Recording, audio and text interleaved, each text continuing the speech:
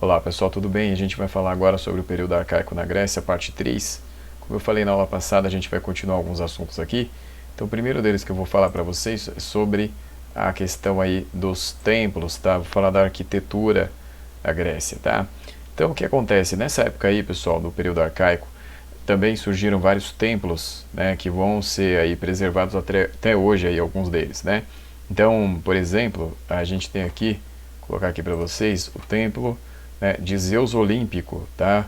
Então esse templo de Zeus Olímpico aí ficava em Atenas, né? Tá aí, são as ruínas dele hoje, né? As pessoas podem visitar, tá lá para elas verem, tá? Outro templo aí que apareceu, né, na época arcaica, que está de pé até hoje, só que assim, enfim, lá, não propriamente na Grécia, mas na Magna Grécia. O que seria a Magna Grécia? Seria a Itália, né?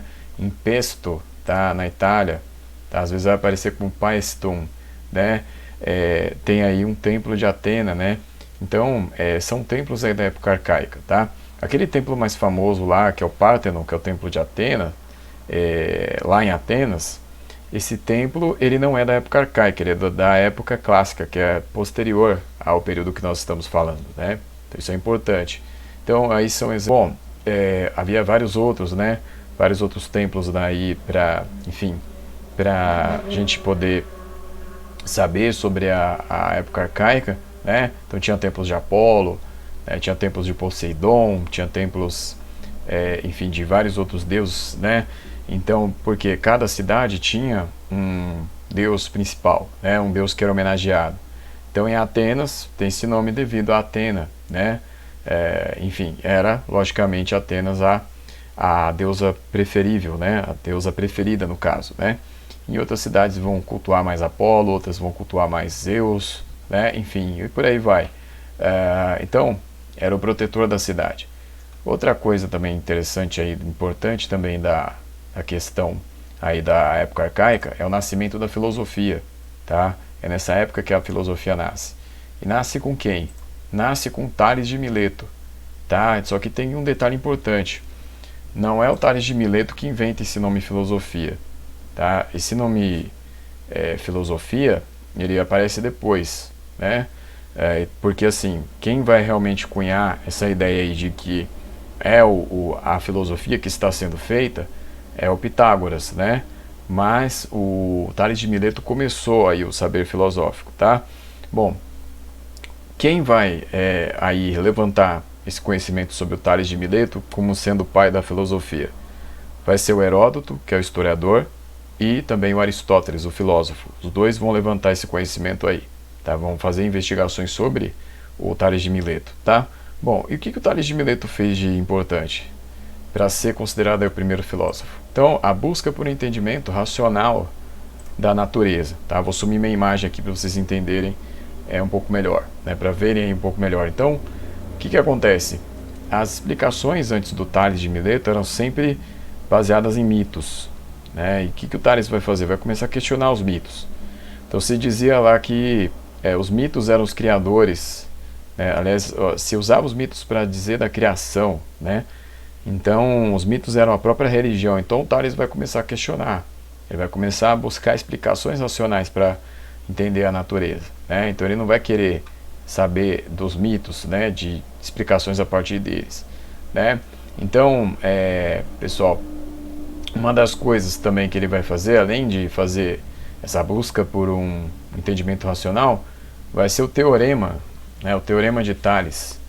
Esse teorema de Tales, ele inventou como? Ele inventou tentando entender como medir a altura de uma pirâmide, né? Então o que ele fez? Ele pegou uma estaca, colocou próximo a uma pirâmide e esperou fazer a sombra do lado que ele queria. Então ia fazer a sombra tanto na pirâmide quanto na estaca. E o que ele ia fazer? Ver até onde a sombra ia e ver, né, a sombra aí no caso da pirâmide e a sombra também batendo na estaca, né, até onde a sombra da estaca ia. E aí o que ele fez? Ele mediu, né, e fez uma fórmula. Então qual ia ser essa fórmula?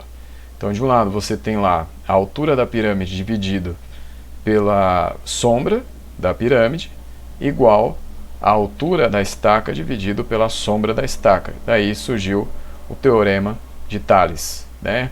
Então foi dessa forma aí. Então foi uma das coisas que ele fez. Também se atribui a ele uma previsão de eclipse solar, né? Ele fez isso sem nenhum aparato técnico praticamente, né? Então foi uma coisa também notável aí do Tales de Mileto, tá? Uma outra coisa também sobre ele, que eu não coloquei aqui escrito, mas eu posso falar, que é o seguinte: o Tales de Mileto, ele também colocou uma questão aí, que é do surgimento, né, de tudo, porque sempre foi uma questão que instigou o Tales de Mileto, né? O que seria, então, responsável pelo surgimento de tudo? E ele vai dizer que ele acredita que seja a água, né? Então, a água não era entendida ali da mesma forma como nós entendemos hoje, tá? A água, ela era entendida como elemento, tá? Então o que acontece? Para o Tales de Mileto, a água poderia existir em qualquer lugar, até mesmo em pequenas partículas rochosas, né? Poderia ter água que nós não poderíamos ver, mas estaria ali. Então, segundo ele, o princípio de tudo seria a água. Bom, hoje, né, pelos estudos aí, né, da biologia, nós sabemos que as espécies, né, de vegetais, as espécies animais, elas surgiram realmente, né, nos oceanos, né? Mas enfim, o Tales era diferente. Ele acreditava que tudo tinha surgido a partir da água, né? Mas enfim, ele errou em certo ponto, mas acertou em outro, né? A gente pode dizer isso. Então isso é uma das coisas do Tales de Mileto também, tá? Bom, outra coisa, pessoal, né, que é importante aí dessa época, nós entendemos que aconteceu aí na época arcaica, é a questão dos Jogos Olímpicos, tá? Só que tem que tomar cuidado, pessoal. Nós falamos Jogos Olímpicos, mas não é a forma mais apropriada de falar desses eventos. Qual é a forma mais apropriada? A forma mais apropriada é competições, tá? Por quê? Porque jogos, pessoal, para os gregos, eram as brincadeiras que as crianças fazem hoje, que já faziam naquela época, muitas delas. Então, por exemplo, brincar de pular corda era uma das coisas, brincar com carrinhos de madeira, já faziam naquela época, isso era um dos jogos também, né? Brincadeiras de correr, eram jogos, né? Então, para eles, o que era o principal, que nós chamamos de Jogos Olímpicos, eram competições, não jogos, tá? Então essa é uma primeira distinção, né, que a gente tem que fazer. Bom, além disso, né, nós temos 3 tipos aí de competições. Então nós temos aí as hípicas, as gímnicas e também as musicais e artísticas. O que é cada uma delas? Hípicas vem de hipismo, então era corrida de cavalos, tá? Então eles faziam muitas corridas de cavalos, era o que dava mais prestígio, você vencer uma corrida de cavalo. Só que assim, tem que ficar atento no seguinte: o que era vencer uma corrida de cavalo? Se você tem lá alguém puxando tem lá o cavalo puxando a carroça, né, a biga no caso, que era o carro de corrida, né, o homem ali que está puxando ali, que na verdade está guiando, ele não era o vencedor. O vencedor era o dono do cavalo, tá? Então isso é um detalhe importante, né, de se saber. Então o dono do cavalo é que na verdade estava competindo, e não o homem ali que estava conduzindo, né, o cocheiro, tá? E nem o homem que ficava cuidando lá do estábulo, né? Ele também não era o vencedor. O vencedor era o dono do cavalo, era o proprietário. Então a fama vinha de você ser o proprietário do cavalo que ganhava a corrida. Esse era o detalhe aí sobre o hipismo, tá? Bom, as competições gímnicas, né? Então havia várias. Então tinha salto em distância. O salto em distância tinha um detalhe que era o seguinte: você saltava, mas tinha que jogar um objeto, arremessar o objeto ao mesmo tempo. Então arremesso de peso, né? No caso, junto com o salto, eram juntos, né? Já estou falando que é junto, né? Então esse é um detalhe. Tinha as lutas, né? Então tinha a luta livre, né, que se podia golpear de qualquer forma, e tinha o boxe, que era só com as mãos e que se utilizava luvas, né? Mas as luvas eram mais para proteger o próprio atleta, né? Depois elas vão ser acopladas ali com placas de metal, enfim, poderiam fazer um estrago muito grande ali entre os oponentes, né? E tinha também o pancrácio, que era a mistura das duas, que, enfim, poderia levar alguém à morte, né? Porque se podia fazer praticamente tudo. Né? Então, essas aí são algumas competições. Né? Tinha também a questão da corrida, né? A corrida em linha reta.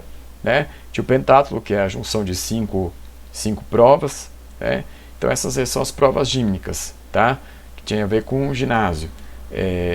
Enfim, e também as musicais artísticas, porque as Olimpíadas, né, na Grécia também tinham competições entre músicos, né, que eles usavam lira, muitas vezes, e também competições até entre teatrólogos, né?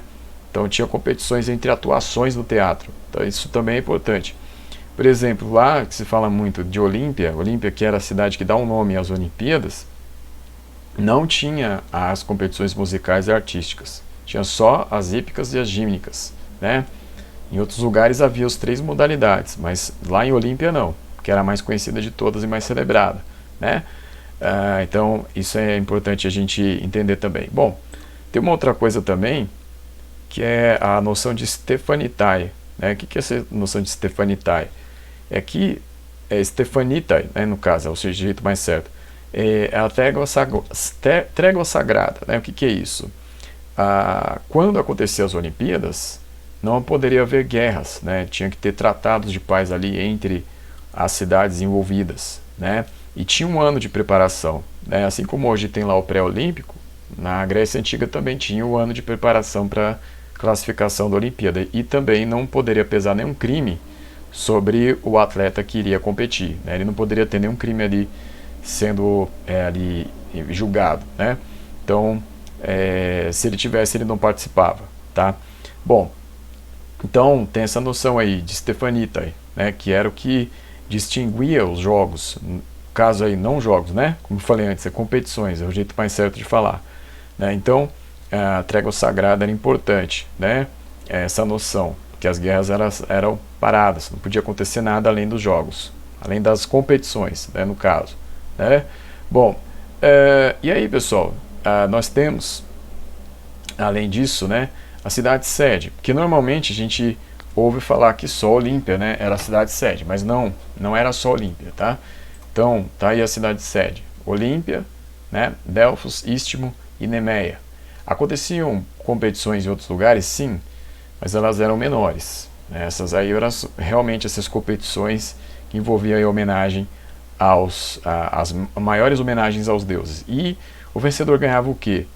Ganhava, né, uma coroa de folhas, né, coroa de louros ali que se fala hoje, né, essa era a distinção para quem ganhava, e era só no último dia de competições. Então tinha todas as provas, todas elas, aí depois tinha a entrega da coroa de folhas para os vencedores, tá? Então isso também é importante a gente entender. Bom, tá aqui uma imagem, né, estou cobrindo aqui a minha imagem também, né? Então tá aí de como era mais ou menos a distribuição aí. Então tem o ginásio, tá lá o número 1, tem a palestra, né, que é a escola de luta. Se lembrar que tinha um estádio, tem um estádio aqui que é o Palestra Itália, né? Palestra vem dessa ideia aí de antiga de escola de luta, né? Então aí tá, aí tem nome aí, depois vocês podem pausar e ver aí com mais calma. Vocês podem ver aí que cada lugar tem um significado, tem um número. Isso daqui eu também vou colocar porque essa ilustração aqui é de um site, tá? Vou colocar nas referências, né? Para fazer justiça aí a quem conseguiu essa imagem, né? Então, enfim, vocês podem ver lá que o 13 é o estádio, né? Tá lá. Pode ver que o 15 é a Assembleia, né? E o 11 lá é o Tesouro da Cidade, enfim. 7 ali é o Templo de Zeus. Cada lugar então significava alguma coisa, né? Zeus era homenageado aí nas Olimpíadas, né? Então era isso aí que a gente tem que entender. Bom, pessoal, mas o que eu quero deixar aqui para vocês entenderem também é o seguinte: havia uma divisão social nas cidades gregas, e aí eu vou falar de Atenas especificamente, porque havia os donos de terras, que eram os eupátridas, que acabavam dominando a sociedade, e você tem ali as pessoas que não têm terras, né? Que são as pessoas que são mais pobres. O que vai acontecer? Cada vez mais vai haver uma pressão dessas pessoas pobres sobre as pessoas ricas, que são os eupátridas, né? Então, o que acontece? Vai começar uma movimentação política em Atenas, cada vez maior, da pressão aí que essas pessoas mais pobres, mais simples estavam fazendo para poder participar da política ateniense, né? E o que vai acontecer, pessoal? Vai acontecer de aparecerem legisladores em Atenas para tentar resolver as questões aí envolvendo essas pessoas pobres, tá? E o que esses legisladores vão tentar fazer? Melhorar a vida dessas pessoas, ao mesmo tempo pressionando essas pessoas mais ricas, né, para que deixem as pessoas mais pobres poderem melhorar de vida, né? Então o que vai acontecer?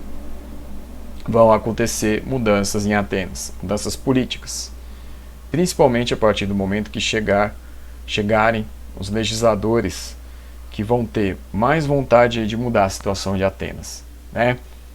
O que eles vão fazer especificamente? Na próxima aula eu falo para vocês. Próxima aula então a gente continua. Até mais. Obrigado.